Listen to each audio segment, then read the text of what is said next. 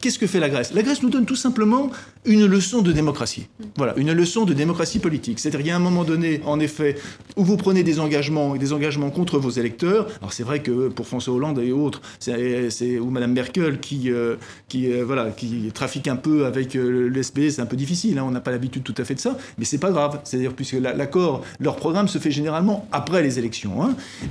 Et là, évidemment, la personne revient et dit non, je suis désolé, c'est quelque chose qui est au-delà du mandat, vraiment réellement au-delà du mandat confié par les électeurs, donc je reviens devant le peuple. Qu'est-ce qu'il peut y avoir de plus démocratique de ça? Moi, je considère que l'Eurogroupe, de par sa position, est en train de tuer l'idée européenne.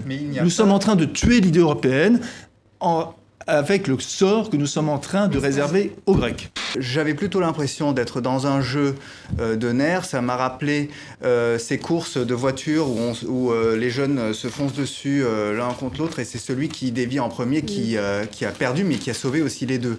Et en fait, on est toujours dans cette course. Donc moi, je suis pas sûr que vraiment les deux côtés soient sortis d'une confrontation qui consistait à vouloir faire plier l'autre pour vraiment chercher le compromis. On attendait que l'autre fléchisse et pour l'instant, ça ne s'est pas fait. On a l'impression d'en être à un combat idéologique plus que politique et économique aujourd'hui. C'est en tout cas un bras de fer politique qui se poursuit encore. Parce que l'annonce du référendum, c'est rien d'autre. C'est une façon... je suis même pas sûr que vraiment, parce que pour l'instant, on ne sait pas exactement sur quelle question va porter ce référendum. C'est une arme d'ailleurs qui avait été dégainée déjà, il y a un précédent, par le Premier ministre Papandréou en 2011. Donc c'est une façon... Il y avait renoncé ensuite. Il y avait renoncé sous la pression massive qu'il y avait eu par les Européens et d'autres pays occidentaux, c'est vrai.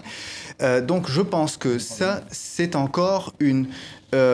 ça fait partie du jeu et on ne sait pas si ce référendum, vraiment, il est sérieux. On est dans une Grèce qui est en train de se jeter dans les bras de Moscou.